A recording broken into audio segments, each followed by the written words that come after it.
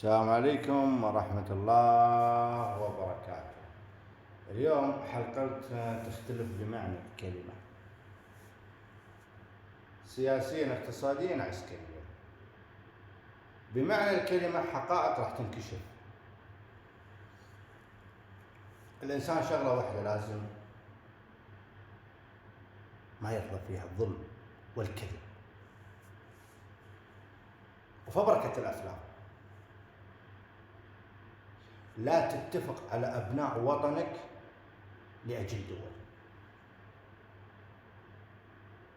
دول ما تحبك. هذا أقول لك يا هكاش.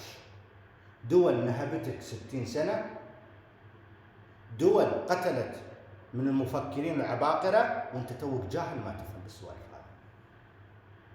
أنا مسويت بحث سياسي واقتصادي وعسكري، بحث من عام 1948، فأنا أعرف من الخاين ومن العميل.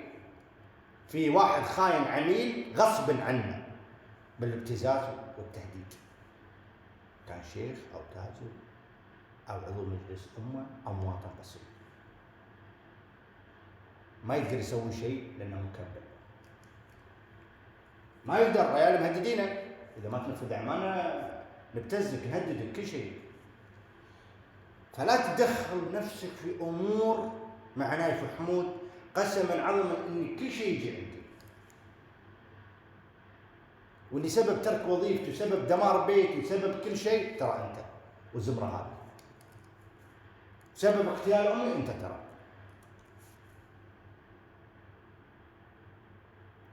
لاحظ، واحد 14 سنة يتكلم برا،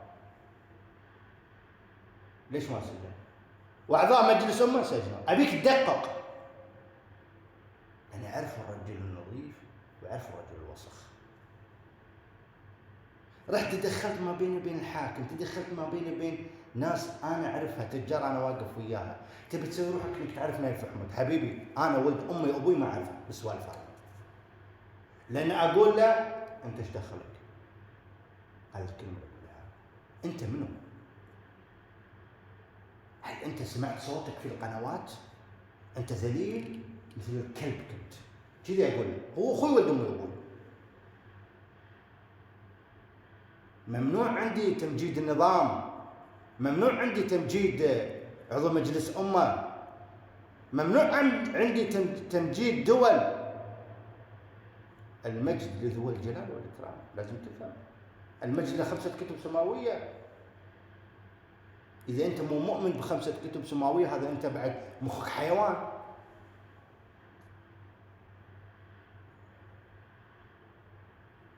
أنت تحسب ما أدري إنك أنت قاعد تتهم نايف حمود وتفبرك أفلام؟ أنا حطيت كتب للسفارة الأمريكية والبريطانية،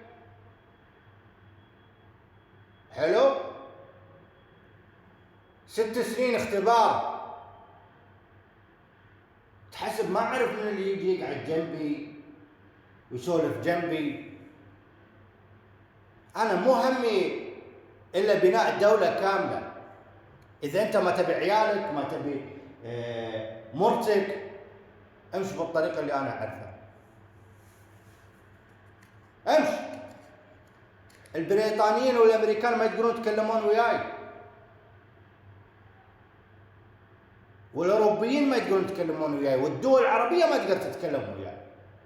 لأن أول شيء 14 سنة فوق 5000 بس مكالمات. خدمت الدول العربية هذه اللي أنت تشوفها الزبالة. هم يعرفون برلماناتهم حكامهم حكوماتهم وأجهزتهم الأمنية ضد الاتحاد الأوروبي وضد أمريكا إذا أنت ما تدري، وضد حتى الروس. ليش؟ لأن في برلمانات أوروبا وأمريكا وروسيا ناس فاسدين قبل 10 سنين يبون المال والسلطة، انكشفوا الحين في جميع برلمانات العالم. فلا تجي تدخل نفسك تسوي روحي أنا فاهم أنا ما أدري إيش. لا تدخل نفسك تورط نفسك وياي. تجي كل ما نتكلم الراسل الرئيس الأمريكي في أمور خاصة في الكويت، تجي تسوي إغلاق الهاتف تويتر. اغلاق التواصل الاجتماعي، تتهمنا بالارهاب. بابا انا لو ارهابي ما احتاج اجي حقك اسولف، اغمتك بلفه واقتلك، انتهى الموضوع.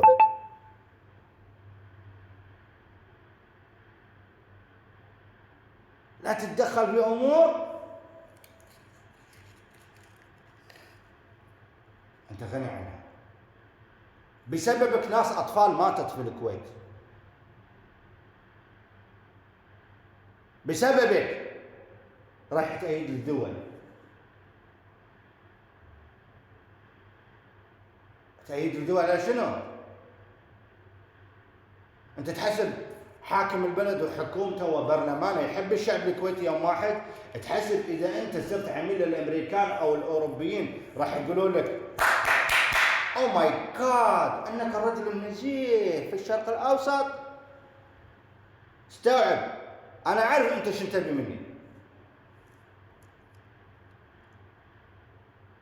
هذه الدول العربيه شفتها كلها، والدول الاسلاميه والدول العالميه واقف وياها قبل واتكلم قبل لا اطلع بواقع التواصل الاجتماعي، وقبل لا اراسل الرئيس الامريكي والبريطاني وملوك وامراء وسخين. اخر شيء الريال يبي الحكم والمال والسلطه ويذبح بشعبه. انا ما احب الناس هذه، فكرك انا ما احبك. ممنوع عندي تقول الله الوطن الامير وهو الامير ما يعرف الله ولا يعرف وطنه. ممنوع عندي هذه الكلمه.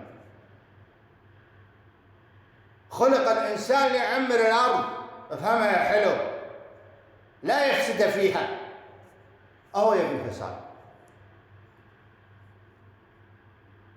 اهو حكومه وبرلمان من سنه ال80 هي وطلال الناصر دششت مخدرات، هدمت جيل كامل، كانت معاها المخابرات الاوروبيه في سنه الثمانينات.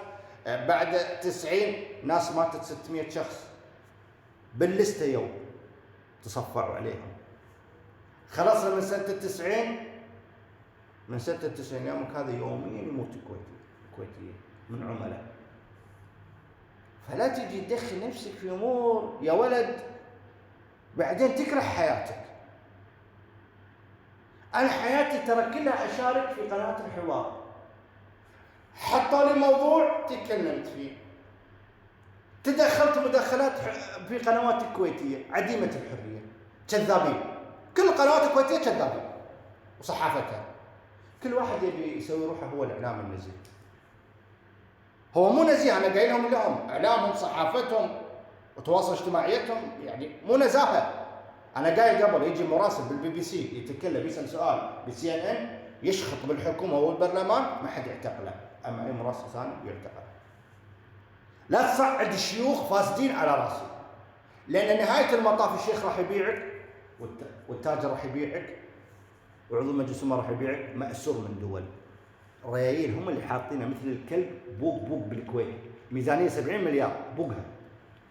انا حاط كتب للسفاره الامريكيه والبريطانيه مختبرهم وانا قايل لهم قبل 6 سنين يا تنبني الكويت يا نذهب للروس. نعم بالبنيان انا ما اعرف امي وابوي. لا تدخل نفسك في دول وتمشي ويا جماعات نهايه المطاف هي اللي تبي تستحل دولتك، وهي اللي تطردك انت وعيالك. فكرها نشر المخدرات، اغتيالات، تغيير الفكر، سرقة الدولة. لازم تستوعب حرب عالمية ثالثة. انت ما جيت قلت شكرا، شوف هذه كتب كرامتك وعزتك ما نشرتها حتى. لا. ليش؟ انت تدرون ليش في من بعض الاجهزه الامنيه والسلطه القضائيه يحب نايف الحمود؟